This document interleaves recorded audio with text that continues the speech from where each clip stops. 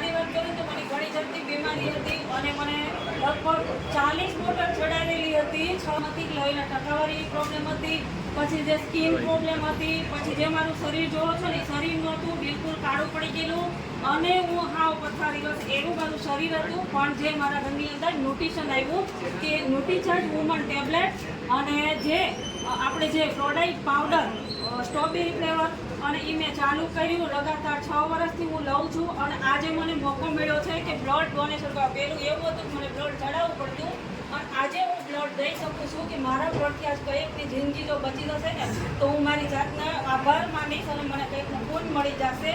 તો આ માટે ન્યુટ્રિશન માટે હું બધાને વિનંતી કરું છું, હર મહિલાની જરૂરિયાત છે કે ન્યુટ્રિશન લેવું જોઈએ.